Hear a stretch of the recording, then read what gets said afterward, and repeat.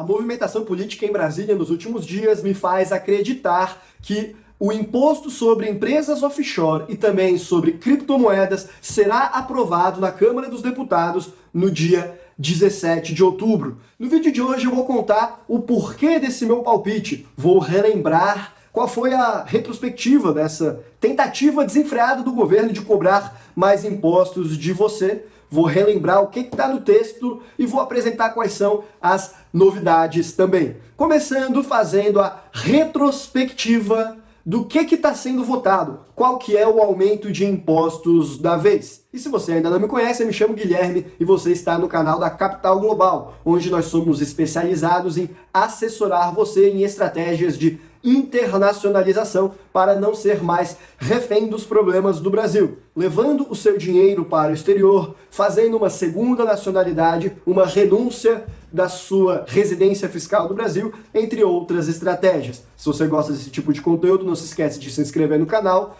e de ativar as notificações, e para algo mais personalizado para o seu caso, entre em contato conosco por meio do site que vai estar aqui na descrição ou ainda pelo e-mail que está aqui na tela. Agora, sobre a retrospectiva, para quem está por fora, para quem caiu aqui de paraquedas, basicamente no dia 1º de maio de 2023, o presidente editou uma medida provisória, a MP 1171 do Lula, na qual ele quer cobrar impostos de você que investe no exterior através de empresas, ainda que você não tenha distribuído os lucros dessa empresa, como ocorre nos dias de hoje. Só paga imposto se você trouxer o dinheiro da empresa para sua pessoa física, nada mais justo. Mas não, ele quer que você pague imposto, ainda que você nem traga. Terminou o ano lá, tem que apurar balanço, teve lucro no balanço, precisa pagar imposto no Brasil da sua pessoa física, ainda que você não traga o dinheiro, 22,5% sobre o lucro apurado. Ele até está seguindo uma recomendação que já é tendência na OCDE, mas que isso aí não significa nada de bom. Significa que lá a coisa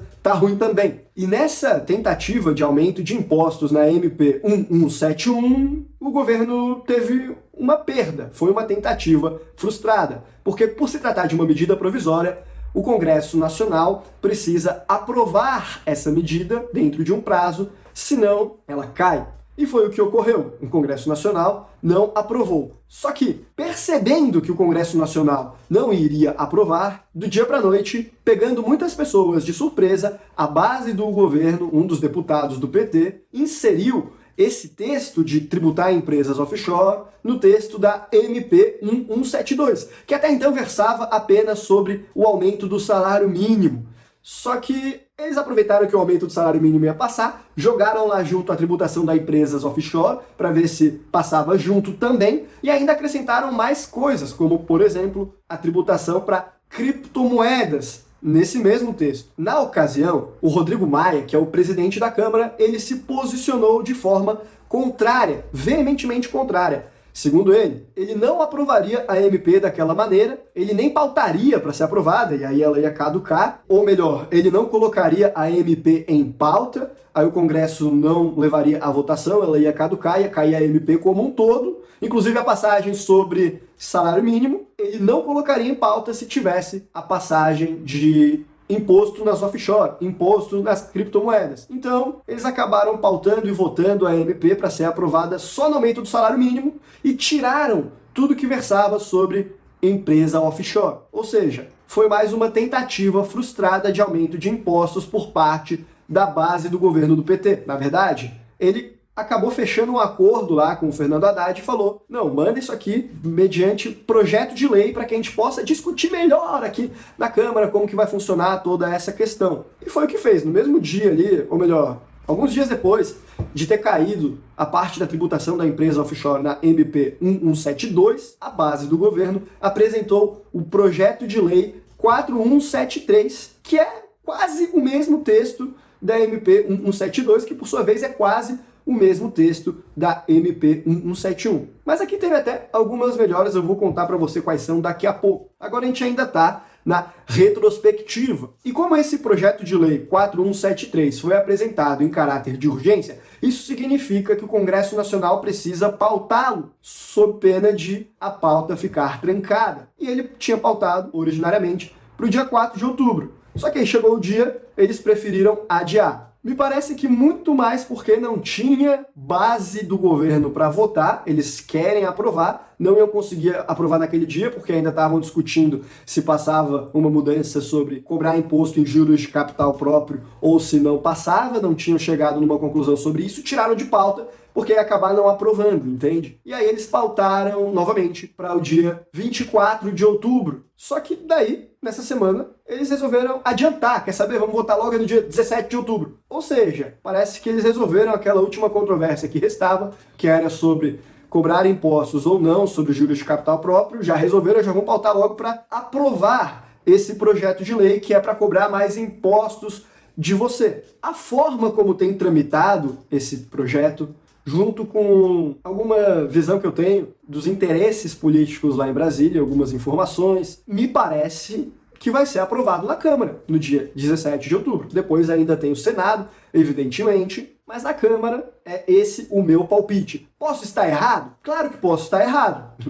Aliás, posso até estar certo e acabar não sendo aprovado porque aconteceu outra coisa nesse meio do caminho. Muita coisa pode acontecer em poucos dias. Mas é melhor nós estarmos preparados para o pior e esperando o melhor. E fazer pressão aí para o seu político para que ele não aprove, vote contra esse projeto de lei, exceto se você quiser pagar mais impostos. Aliás, se você quiser pagar, tudo bem, só não obriga os outros. Entra lá no site doação.gov.br e pague à vontade. Mas eu acho que todo mundo deveria ser contrário ao aumento de impostos. A obrigar que aqueles que não querem um aumento, ao menos, sejam sujeitos a tamanha taxação. Ainda mais num país como o Brasil, no qual a gente sabe que muitas vezes esse dinheiro é usado para atitudes lamentáveis, condutas reprováveis de boa parte dos nossos governantes, mas eu não vou mais entrar muito nesse mérito, foi só um desabafo. O ponto é que eu acredito que vai passar, até porque, além do fato da movimentação em si, as mudanças do texto, que eu vou comentar aqui em diante, também vêm no sentido de trazer um maior equilíbrio para o projeto de lei, não tornando tão penoso quanto era lá no início, ao menos não para aquelas pessoas que têm boa pressão. Então, tem algumas passagens lá, deixando de fora investimentos em mercado imobiliário internacional, por meio de empresas, por exemplo. Não é que deixou totalmente de fora, mas abriu-se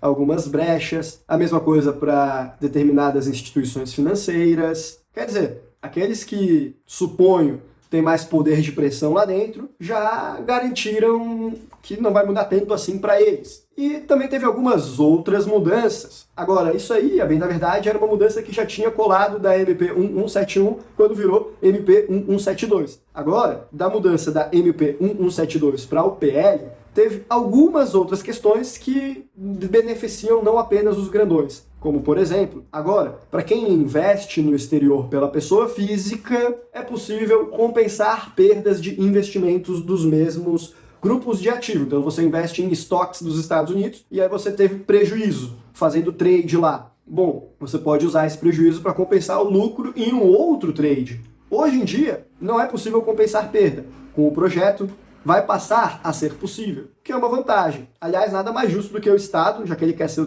o teu sócio nos lucros, pelo menos que seja nos prejuízos também. Agora, não é a única vantagem. Mesmo em relação às empresas offshore, teve uma passagem que eu achei interessante, que é a possibilidade de você eleger essa empresa para ser transparente para fins fiscais. Ou seja, você monta a empresa em Bahamas para investir nos Estados Unidos, por exemplo, para não correr o risco de ter que pagar imposto sobre herança para o tio Sam, caso você faleça. Já falei mais sobre isso em um outro vídeo que eu vou deixar aqui no izinho. Então a empresa continua servindo para planejamento sucessório, continua servindo para proteção patrimonial, mas você elege para que no Brasil você seja tributado como se estivesse investindo nos Estados Unidos, como se fosse pessoa física mesmo, transparente para fins fiscais. Aí você vai declarar no seu imposto de renda as posições como se fosse a sua pessoa física investindo, e não a empresa. O que significa que você não vai ter que pagar imposto de 22,5% no final do ano, fechar o balanço, apurar o lucro e pagar esse imposto inclusive na variação cambial. Não. vai ser o mesmo regime de pessoa física, no qual você só paga na hora que vende. Então é interessante, principalmente para quem faz buy and hold, que na verdade então não vai nem mudar muito. Você montou a empresa em Bahamas para comprar ações da Apple lá fora? Beleza. Você não vai vender essas ações nunca? Beleza. Não vai precisar pagar imposto sobre ganho de capital nunca, porque você adotou o regime de ser transparente para fins fiscais, ser tributado da mesma maneira que a pessoa física, então não vai ter que pagar 22,5% todo ano. Vai ser só quando vender lá na frente e você não vai vender nunca. Então, para quem é buy and hold, pelo menos houve uma melhora. Eu não sei se isso é bom ou ruim, porque é mais um sinal de que essa medida aí de tributação, esse projeto de lei, ele vai ser aprovado. E sempre faz sentido deixar a sua empresa transparente para fins fiscais? Não. Faz sentido para quem é buy and hold, na maior parte dos casos. Também não necessariamente, evidentemente. Agora, para quem faz muito trade e tem uma operação diversificada, ou trabalha com criptomoedas, trade em criptos, aí não faz sentido. Porque aqui é melhor você jogar todas essas operações para dentro da empresa, fechar o balanço no fim do ano e compensar todas as perdas. E aí você vai pagar imposto só sobre o lucro apurado na empresa, ainda que não distribuído, mas você compensou todas as perdas. Embora o projeto agora permita que você compense perdas mesmo na pessoa física, essa compensação é limitada a ativos de mesma natureza. Se você quiser compensar no balanço de uma empresa offshore, aí você tem mais liberdade para usar uma perda que você teve no investimento no mercado imobiliário, por exemplo, para bater no lucro que você teve em criptomoedas. Essa maior deliberalidade na hora de fazer o balanço da empresa permite que você tenha uma maior precisão contábil para deixar a sua empresa sem lucro e, portanto, sem impostos. Porque na pessoa física, se você teve ativos de naturezas diferentes, não dá para compensar. Mas a empresa offshore vai dar sim. Então, para quem faz operação de trade, provavelmente a empresa offshore vai continuar fazendo sentido. Aliás, mesmo com a mudança offshore, a empresa offshore faz sentido, como eu falei, para planejamento sucessório, para blindagem patrimonial. O que ela pode atrapalhar um pouco é em relação ao diferimento tributário, porque não vai mais ser tão fácil de postergar a necessidade de pagar imposto para um momento muito no futuro. Eventualmente você vai ter que apurar um lucro e pagar alguma coisa